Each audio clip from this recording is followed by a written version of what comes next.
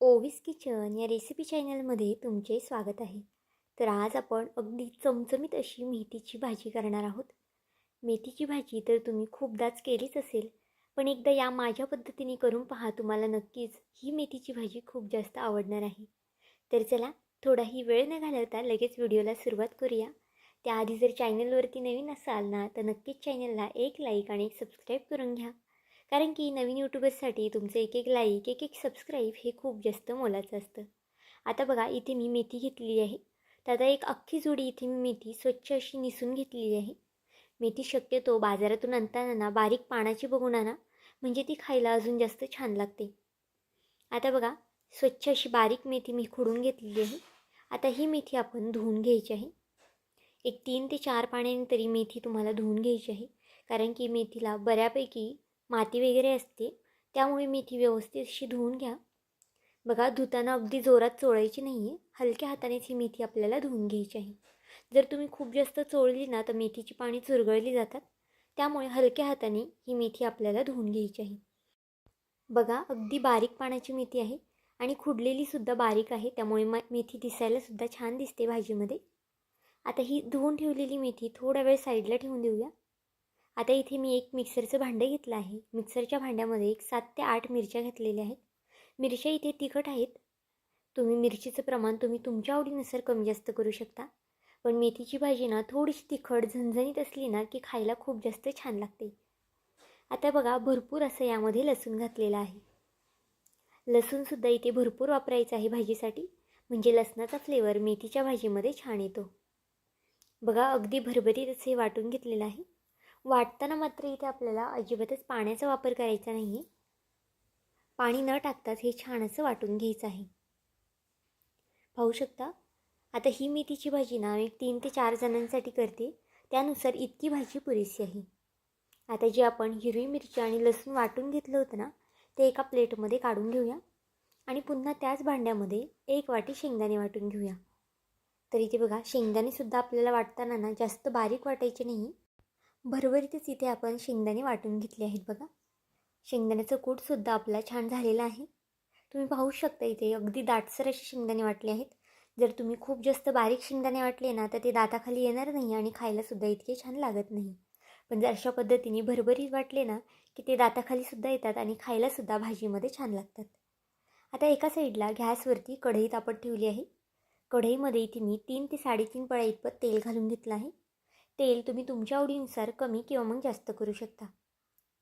आता इथे तुम्हाला नक्कीच वाटलं असेल की मिरची आणि लसूण खूप जास्त प्रमाणात घातलेला आहे, पण ही भाजी ना यामुळे खायला खरंच खूप जास्त छान लागते. तुम्ही एकदा नक्कीच या पद्धतीने करून बघा. हिरवी मिरची आणि लसणाचा फ्लेवर ना या भाजीमध्ये खूप जास्त छान येतो. आता बघा, जे आपण लसूण आणि हिरवी मिरची टाकून घेतलं होतं ना, ते तेलावरती छान परतून घेऊया, म्हणजेच त्याचा कच्चापणा जास्तपर्यंत आपल्याला हे परतायचं आहे. तेलावरती लसूण हिरवी मिरची परतून झाल्यावरती आपल्याला यामध्ये मेथी घालून घ्यायची आहे. गॅस मात्र इथे मी मीडियम ठेवला आहे, जास्त स्लोसुद्धा गॅस करायचा नाही आपल्याला. इथे पहा, आता वाटताना तुम्हाला कढईभर मेथीची भाजी दिसत असेल, पण ही भाजी ना थोड्या वेळाने अगदी कमी होते, शिजल्यावरती कमी होणार आहे. आता सगळी भाजी यामध्ये आपण टाकून घ्यायची आहे आणि छान अशी भाजी मिक्स करून घ्यायची आहे. आता शेंगदाण्याचं कूट नक्की कधी घालायचं आहे ना हे पुढे सांगणार आहे, त्यामुळे व्हिडिओ नक्की शेवटपर्यंत पहा, कुठे स्किप करू नका. आणि थोडा जरी व्हिडिओ आवडला असेल ना तर व्हिडिओला एक लाईक आणि एक सबस्क्राईब करायला विसरू नका. कारण की नवीन यूट्यूबरसाठी तुमचं एक एक लाईक एक एक सबस्क्राईब हे खूप जास्त मोलाचं असतं. तसाच माझा हा व्हिडिओ तुम्ही कोणत्या देशातून शहरातून पाहत आहात ना हे सुद्धा मला कमेंट करून सांगायला विसरू नका. आता बघा, इथे शेंगदाण्याचं कूटसुद्धा आपण लगेच घालून घेतलेलं आहे. काही काही जण शेंगदाण्याचं कूट शेवटी घालतात, पण त्यामुळे काय होतं, शेंगदाण्याचं कूट आहे ना तो भाजीमध्ये शिजला जात नाही आणि त्याचा फ्लेवरसुद्धा छान भाजीमध्ये मग येत नाही. त्यामुळे भाजी शिजण्याच्या अगोदरच तुम्हाला हा शेंगदाण्याचा कूट घालायचा आहे. आता इथे मी थोडंसं जास्त प्रमाणात शेंगदाण्याचा कूट घातलेला आहे, पण जर तुम्हाला कमी आवडत असेल ना तर तुम्ही कमीसुद्धा घालू शकता. बघा, पुन्हा भाजी छान अशी मिक्स करून घेतली आहे. अशा पद्धतीने थोडंसं जाडसर कूट करा, म्हणजे मग ते दाताखालीसुद्धा येतात आणि खायलासुद्धा छान लागतात. बघा, संपूर्ण भाजी मिक्स करून घेतलेली आहे. सुरुवातीला बघा, आपली भाजी खूप जास्त प्रमाणात दिसत होती, म्हणजे पूर्ण कढई आपली फुल झाली, पण आता बऱ्यापैकी भाजी कमी झालेली आहे. आणि भाजी कमी झाल्यानंतर नंतरच आपल्याला यामध्ये मीठ घालायचं आहे. जर तुम्ही सुरुवातीलाच घातलं ना तर मीठ जास्त प्रमाणात पडू शकतं. त्यामुळे भाजी सगळी मिक्स करून झाल्यानंतर यामध्ये मीठ घाला. आता पुन्हा छान असं मिक्स करून घ्यायचं आहे. गॅसची फ्लेम इथे अगदी स्लो ठेवलेली आहे, कमी ठेवलेली आहे. जर तुम्ही गॅसची फ्लेम फास्ट केली ना तर शेंगदाण्याचा कूट घातल्यामुळे भाजी खाली करपू शकते. त्यामुळे गॅस आपल्याला अगदी बारीक ठेवायचा आहे. आता ही भाजी मी थोडीशी ओलसर ठेवणार आहे. पण जर तुम्हाला अगदी कोरडी फडफडीत आवडत असेल ना तर तुम्ही यामध्ये पाणी वगैरे नाही घातलं तरी चालेल. बघा अगदी थोडंसं पाणी घातलेलं आहे. आता ही भाजी आपल्याला शिजून द्यायची आहे. तुम्ही इथे पाहू शकता 7 ते 8 मिनटं लागलेले आहेत मला भाजी शिजायला. भाजी शिजवताना इथे मी कुठेच गॅस मोठा केला नव्हता. अगदी स्लो गॅसवरती भाजी शिजवून घेतली आहे.